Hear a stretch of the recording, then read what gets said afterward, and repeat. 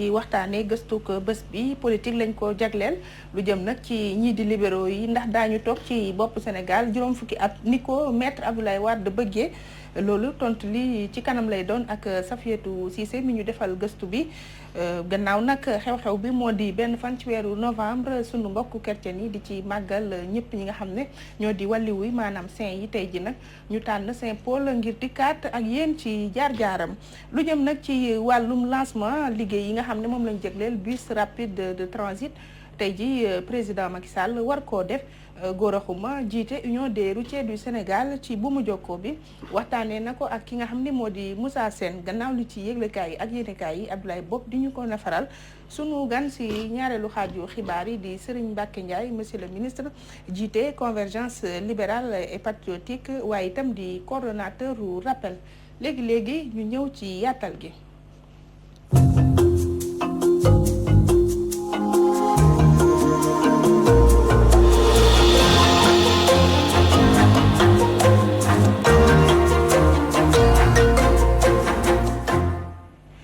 leen nag jàmm ci ñaareelu xaaju xibaar yi ñu gën koo xam ci mi-journée monsieur le ministre ñu nuyu la dalal la ci mi-journée.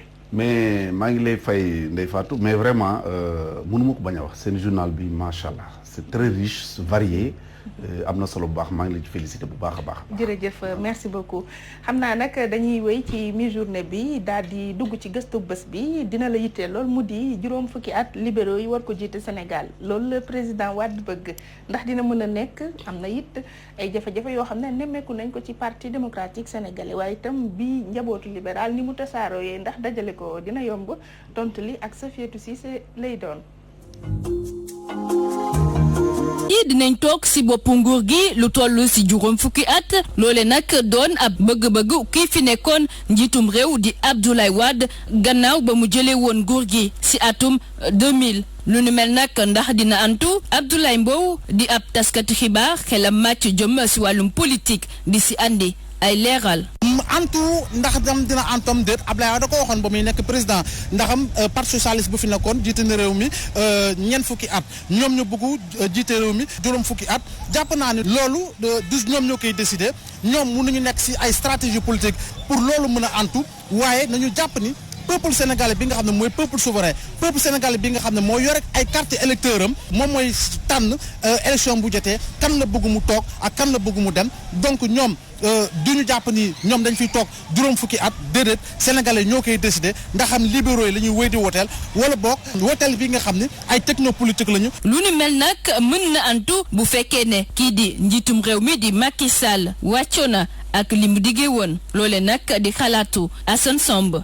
du ma ni déet ndax liy xeeñ loolu la niru parce que tamit boo xoolee opposition bi Idriss Seck daanaka ma fa gën a dëgër te doomu Ablaye Wade la nga xool tey PDS ni mu dëgëre en tant que parti mu ngi waxtaan ak Macky Sall ñoom ñëpp bokkoon ci même kii bi libéraux yi alors donc ñoom bu ñu déggoo ci seen biir déggoo bi bu continuer bu ci saytaan yi duggul bu fekkee ñoom lii ñu sombi nii teer na jële leen fi du yomb ndax mbooloo ma leen fay jële parti bu structuré ba leen fay jële du yomb donc li mu wax noonu Ablaye Wade wax dafa mel ni mu ngi ciy liggéey moom Ablaye Wade pour ëllëg yépp nag mu ñaaxaale mu ñambaasaale ci doom ji pour avenir politique am moom itam ku mel ni moom génération concret ak ni mu restructuré PDS mel na ni bëgg na jeunes yi taxaw bu boobaa ànd ak ku mel ni Macky Sall boo méttu tamit ñu ànd ak ku mel ni Idriss Seck liggéey te bu boobaa du ñu neex a daaneel.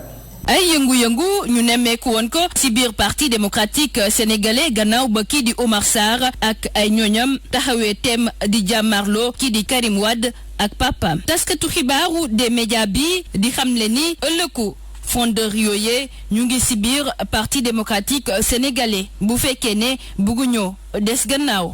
Oumar Sarr boo koy gis ak ñu mu àndal si wàllu fronde bi si parti démocratique sénégalais man de damaa jàpp ni gannaaw bu ñu xoolee seen jaar-jaar ni ñoom amuñu weneen avenir politique lu dul si biir parti démocratique sénégalais donc li ma jàpp ni mooy dem jubóog Ablaye Wade dellu parti démocratique sénégalais wéy di mën a bokk si langue politique bi wa ilaa ñoom ñu xool ban parti moo fi nekk ba pare di woote libéralisme ñu dem fekki parti googee te parti googu kenn la mu di alliance pour la république république waaye boo xoolee seen jaar-jaar parti woowee ñoom dina xat si ñoom pour ñu dem bokk sa donc ma jàpp ni rek ñoom dañoo war a xoolaat naka la ñu mën a jegewaatee maître Abdoulaye Wade bokkaat si langue bi pour xool ndaxam ñoom dinañu am candidat wala boog ndax dinañu jege ak APR pour xool ban candidat ñu war a mën a samp pour élection 2024 yi. directeur de publication bu Rewmi Quotidien moom di xamle ni Omar Sarr ak ñoñam mën nañoo delluwaat biir parti démocratique sénégalais comme niñ fa nekkee woon ndaxte jotuñu leen woon a dàq. ñoom Omar Sarr ak ñi mu àndaloon dañoo jóg wane seen bopp wax ne ni Abdoulaye Wade ni muy doxalee ànduñu si ñu tudde ko fronde maanaam dañoo taxaw bañ bañ googu ñu bañ bu ko nit Moussa def PDS ñëpp xam nañ ni dañ lay génne ci parti bi.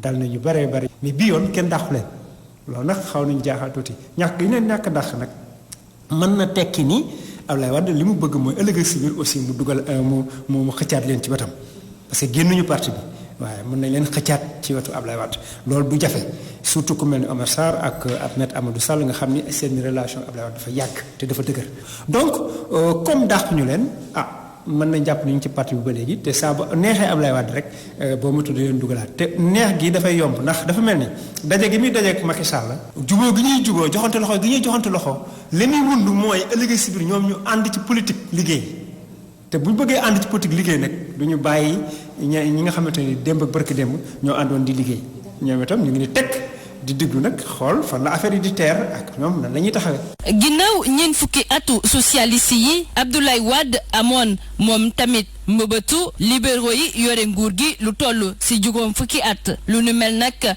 dolleeku ci jubóowam ak Macky Sall ñenn ñi jàpp ne ab deal la wala ab complot la lu ci mënti am nag li ci kanam raw li gët.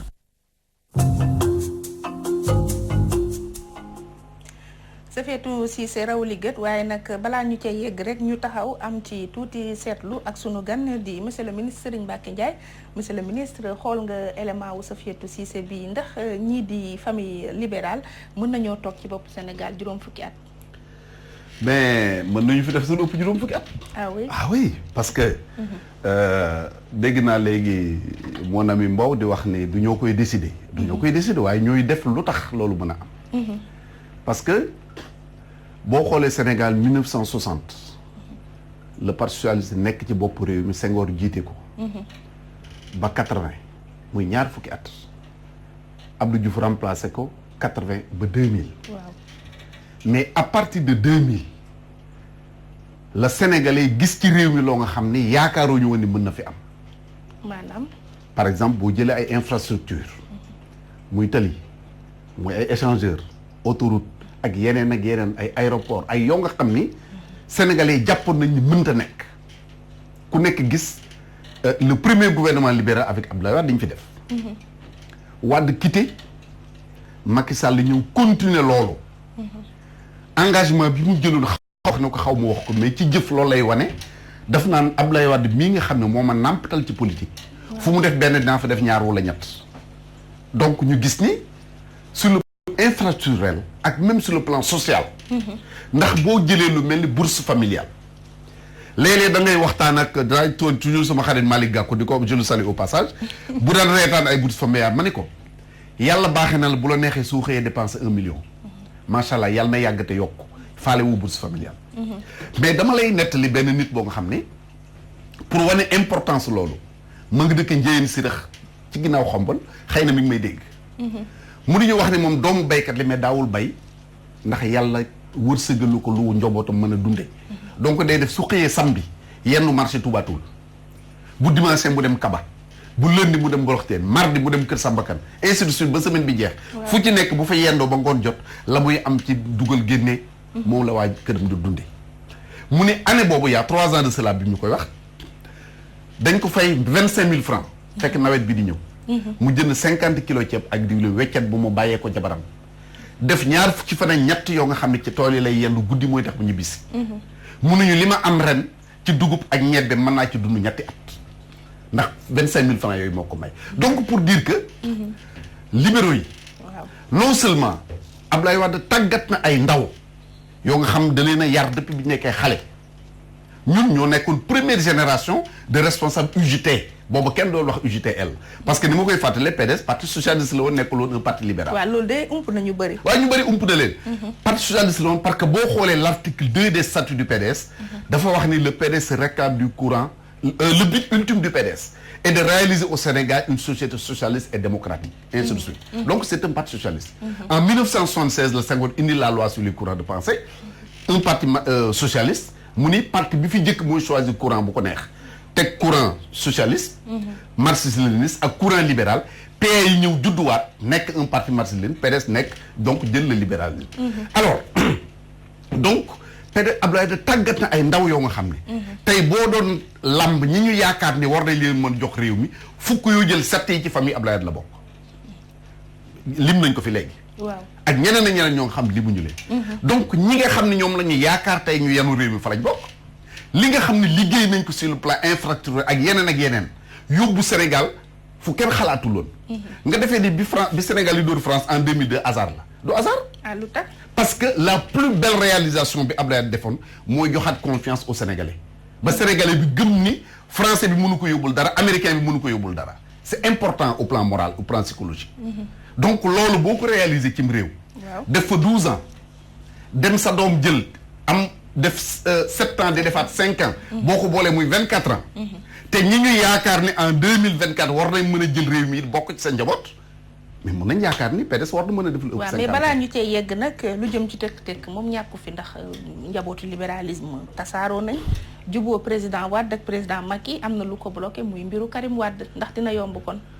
waaw yow yaa wax ne am na lu ko bloqué man xaw ma ne am na lu ko bloqué yëgaguma ko li ma xam daal mooy Sénégalais de kii Nations Unies moom wane na ko moom. non loolu du dara xam nga ay doomu aadama dañuy dund ak jafe-jafe loolu moo tax àddina d'ailleurs di neex da ngay nekk jafe-jafe ba gañee jafe-jafe daaneel ko sa xol sedd nga ne ah lii de jafe-jafe réglé naa ko mais bu ëllëgee beneen jafe-jafe tu rabu àll sax am xar sax boo ko tegee ni ci mbedd mi day dox ba yàgg mu fekk bunt bu ko baaree da koy jéem a tëb ci kaw wala mu burum lu ko ci suuf rawatina ñun ay doomu aadama et dund doomu aadama moo ànd ak ay jafe-jafe te boo seetee diggante comme ni nga waxee léegi président Macky Sall ak président Abdoulaye Wade sur le plan politique amuñu divergence sur le plan programme amuñu divergence sur le plan idéologie amuñu différence ñoo bokk sax nu ñuy doxalee xam nga Macky Sall mooy kan mooy Abdoulaye Wade mu am juróom fukki at Abdoulaye Wade mu am juróom fukki at égal Macky Sall donc lenn li ñu jàpp ni moo war a nekk jafe-jafe seen diggante mooy l'arrestation de Karim. waaw may fàttali ni Abdoulaye Wade ci boppam ci jamonoy Abdou Diouf dugg na 4 yoon wala juróom yoon kaso terewul mu mujj dugg ci gouvernement Abdou Diouf ba ni muy jëlee pouvoir bi donc su jafe-jafe amee bu ñu toogee fekkewu ma seen waxtaan mais loolu mënuñu ci bañ a wax suñu toogee waxtaanee ko quel que soit alpha danañu trouver solution parce que nag bu ñu fàttee ni ak ku mënti doon réew mi intérêt réew mi moo war a ëpp ku mënti li ci Wade est-ce que mu ngi ci Karim mi nga xam ne bëggul sax ku ko amnistie mais ku ubbi waat atteem la sax moom la waaw mais ku nekk am nga droit nag wax li nga bëgg xam nga boo fàttali ko jour bi ñu condamné Karim waaw sa naataango TFM ñoo ma invité jour boobu ma wax ni damay demander solennellement au président Macky Sall mu gracier Karim Wade am na ci ñoo nga xam ne même ci avocat bi le même jour kenn ci avocat woo na ma ni mais est-ce que Karim la ko sant ma ni ko Lat Joor ba mu demee somb ànd ak Maba Jaxu xeexee Buur Siin ma ba daanu nit moo ñëw jàpp ci ngalaa bu fasu Lat Joor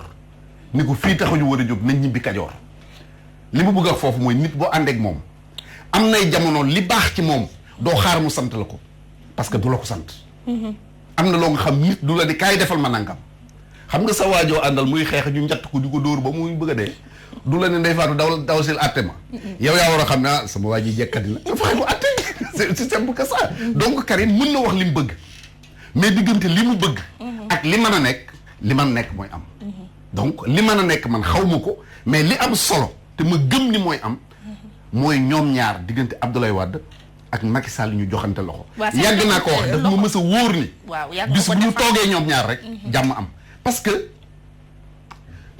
Abdoulaye Wade dafa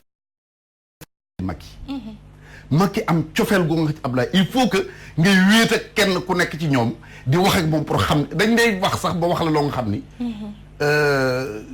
donc da nga koy jëli am na benn nit bu ma mësaw nettali ci seen milieu waaw ni dañu toog booba ñu ngi wax Abdoulaye Wade lii PDS nii nangam. bàyyi nga Macky Sall siggi ne leen ils n'ont pas la peste encore moins la gale. ràmmuñu leen dalu leen ay nit lañu comme ñëpp. d'ailleurs am na benn responsable PDS bu ma dégg APR bu ma dégg temps yële passé muy Ndeye Marème Badiane. mu ni musuma attaqué PDS. bu musul attaqué PDS c'est parce que liir na lan mooy gis-gisu Macky Sall donc ñooñu nga xam ni et Macky Sall avait l'habitude de me dire 19 ans de ma vie ci Abdoulaye laa ko def 11 ans dans l'opposition 8 ans au pouvoir loolu mënu ma ko dindi ci àddina. du dëgg. en 2012 astafurlah 2007 man la ma Abdoulaye di jëkk a wax ni. préparé leen en 2012 pour jàppale Macky Sall. 2007 laa la wax bañ ko réélire. te lam ma wax. am na beneen kilifa du kooku rek mais kooku laa ci xam ko nga xam woo na ko wax ko. mais ndake kooku daa bëggoon poste bi. wax ko ci jafe-jafe bu am diggante Macky Sall ak Abdoulaye Wade ci kooku la jóge. kon donc ñoom ñaar. dalul ci nopp bu baax bi. waaw dalul ci bu baax bi mais xam nga Wade malheureusement xam nga moom rek nga doon gis muy waaj a def remaniement di woo ministre naa la dara yow dinaa la wàcce. kum ko wax nag nga daal di jóge koo xam ne ni xol bi dara nekku ci gars yi dañuy bàyyi ba ngoon rek ñu doxante ñëw waaw góor gi man de xam nga man yow rek laa xam yow rek laa yaakaar daa nga mun la yow am nga chance bu beneen yoon boo ko defatee donc les gens xam nañ ko mais li ci am solo man gëmul naa ni. Wade ak Macky bis buñ toogee ñoom ñaar seen problème jeex. mais PDS nag doon na parti boo xam ne day am ay fronde souvent ci doxalinam ak parcours am ndax loolu itam ci jamono yi nga xam ne amaat na beneen fronde bu yees dana yombal mbir yi. waaw xam nga fronde bii moom mënoon na bañ a am. sincèrement. ah oui. oh non c'est vrai xam nga ki la jox nga téye bu la nangoo jox keneen amal ngoru toog. Omar Sarr mii tey Abdoulaye dafa xëy jël ko nommé ko. def ko coordinateur. jël ñeneen ñi ko mu jox leen responsabilité man Omar Sarr ma fa génnee. yow mii. parce que ba ñuy defar secrétaire national. booba neexoon na lool ak góor gi ak Karim nekk ci diggante bi rek di def di dindi. defar li su 60 personnes génne ma ci. mais xam nga li xam man maay Messi. waaw xam nga Messi ni mel ci championnat ba li noonu la équipe bu ma dem su ma neexee rang. damay bokk ci les 11 partants. waaw xulóowu ci xeexu ci saagantewu ma ci. dama rocce ko ndànk ber sama yëfi bopp ñu continuer nag nekk samay xarit. samay am ji jàmm fu ñu tasee waxtaan fooree.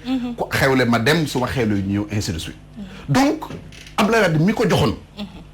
te am pouvoir jox ko aussi il faut ñu nangu ko. waaw moo jël ci moom jox ñeneen. jàpp naa ne li gënoon jaadu mooy man de maa nekkoon secrétaire adjoint tey Baara Gaye mii di sama jarbaat di sama doom moom lañ ko def dinaa ko jàppale. parce que nag ku jël jópp dese tuuti. ñun mënuñu dund ba am 60 ans man maa ngi commencé politique en 1975 ba tey. booba xalaatuma am jabar ci àddina. ba tey sama ay doom di diriger ay société ma bëgg fi nekk di xeex di xuloo xale yi ce n'est pas possible. donc suñu taxawaay moo war a nekk muy Baara Gaye muy keneen ku mel ni moom. parce que ñu gunge leen jàppale leen. souvent damay citer l'exemple de Moussa Diakhaté. Moussa de Bokk Gis Gis. oui Pape Diop. waaw son porte-parole. Moussa Diakhaté waaw. dafa bokk ci jeunes yi nga xam ni. ak quelqu'un comme le docteur Mouhidine Sanokho de Thiès. dafa bokk jeunes yi nga xam ne man bu ñu bàyyoon politique mun naa bàyyi politique. parce que jàpp naa ne ñun dañu am devoiru tànn ay ndaw ñu mel noonu accompagner leen soutenir leen. parce que boo leen gisee macha allah li leen yàlla defal. vraiment ñi ngi koy jaaral ci yoon. donc Abdoulaye Wade mi daan joxe. bu nangoo ci ñoom jox keneen ñaari yi fa mën a am. soit nga ànd ci loolu wala nga génne berse yi fi bopp. maintenant bari fu bopp yooyu xam nga léegi wax nga ni famille libérale dafa tasaaroowul xam nga borom kër ci biir këram am njaboot mais da ngay dem ba yàgg ki am jabar wuti këram dem. waaw kee am jëkkër sëy mais du tere yaay baay bi. mais day am ñuy mer gedd dem. loolu yëpp day am ci kër moo demee noonu ba léegi lan ma ñëw dëkk dañu xuloo dellu àndaat. mais li ci gën a am solo mooy Abdoulaye Wade mi nekk le père du libéralisme en Afrique noire. ak Macky Sall mi nekk tey qu'on le veuille ou pas le leader du libéralisme au Sénégal. parce que moo nekk au pouvoir parti bi nekk au pouvoir. ensuite PDS Rewmi de Idriss Seck. APR ñoom ñett ñëpp ñu bokk international libéral xam nga dama leen a wax si da ngeen yàpp sénégalais yi. parce que bu réunion international libéral amee. ñoom ñooy dem toog naan seen café waxtaan foore. jël seen avion bu ñu ñëwee aéroport tàggoo bu ñu tàggoo ba pare nag commencé bëgg a nekk ay noonu ci kanam. ce n'est pas possible donc. li ci am solo parce que boo xoolee tey politique bi au Sénégal. c'est l'heure des ensembles. maanaam amul benn parti boo xam mën nga demal sa bopp gagner. ay ensemble rek lay doon comme ay ensemble lay doon nag mais nañu groupe bu ñuy dem élection am benn candidat parce que libéraux yi candidat bu ñu ànd soutenir la doo dem deuxième tour. waaw loolu de leer na moom. segam ni Macky Sall moo demoon moom en tant que libéral. àndul ak réew mi àndul ak PDS àndul ak bokk gis-gis gagné dès le premier tour.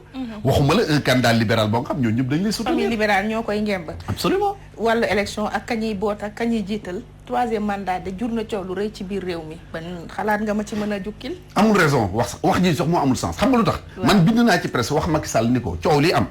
amoo ci kàddu. sa waaw day yàq sa déet day yàq xam nga lu tax.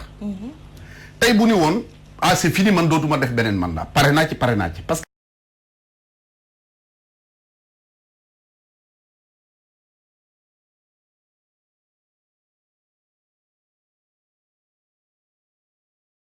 en 2012. waaw coowu candidature Wade li mu bari benn position laa ci mës a am.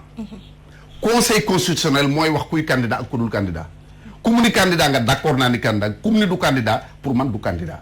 donc tey su Macky Sall ni woon façon man pare naa dootuma doon candidat. waaw biir këram tas. parce que ña fa nekk ñëpp te am bëgg-bëggu nekk président seen droit la nag. ku ci nekk da ngay dal di taxaw say mbokk taxaw say am di jàmm taxaw di jàmmarloo ak keneen alors que yéen a bokk équipe. waaw xam nga Sadio Mané bu dul passe Salé. moom it même chose. duñ dugal but. bu boobaa Macky Sall tout son mandat da koy passé ci régler ay conflits. ou bien mu ni wuy candidat la dëkk bi toj. coow li yokk guddeeg bëccëg finalement man nag li ma jàpp. waaw mooy ñi fi indi coow lii mooy ñi bëgg Macky Sall doon candidat. loolu mooy lan xanaa kon parfois la ñuy def. attends ci ñan ñoo ko fi indi wax ji soit dañu jógee société civile yéen presse bi ngeen relayer ko. kenn na fi wax amu ci droit muy Sori Kaba. ñu dàq moo ci mujj a wax. Sori Kaba moo ci mujj a wax. mais dàq bi fàttalikul. waaw su ma jubul professeur Babacar Gueye wax na ci. dès le début moo ci jëkk a wax ni constitution bi may na ko ko. waaw su ma jubul moo ci jëkk a wax. mais moom société civile la bokk. moo la justement moo tax ma ni la. est-ce que du ñooñu ñoo ko bëgg. parce que man li ma jàppoon. waaw en tout cas man su sama xam-xam màcc woon ci loolu. ba ñuy indi constitution bi teg ko ci taabal ji avant ñu koy voté. parce que ñëpp lire nañ ko. ci laay wax ne attention constitution bii de lii ci nekk bu wéyee. mën na jur nangam ëllëg. mais soo bàyyee ba ñu voté constitution bi ba pare nga indi wax jooju yéen ngeen feelu ko ku ngeen tàllal seen micro tant que néewu leen ko 3e mandat seen xol du sedd. kon dama jàpp ni yéen. dañ bëgg mu leer rek. non yéen a bëgg Macky Sall am un autre mandat man loolu laa ko jàppee. bu dee ni bëggu leen ko ma xam ne ni ñu koy posé erreur la parce que finalement dañ koy wax di ko wax ba mu nekk ci bopp Sénégalais yëpp alors que nekk ci woon gis nga Ndeye Fatou démb damay toog sama xarit doom benn xarit ñuy waxtaan ma ni ko ñuy wax ci lii. waaw ma ni ko xam nga yow da ngay toog sa buntu kër. ñu ne la yow ndaw si fi romb de laa bëgg nga di noo bàyyi leen loolu. mu demaat beneen ñun ko gis nga lim lay rege joo beneen yoon ñun ko gis nga li mu sol yaa tax.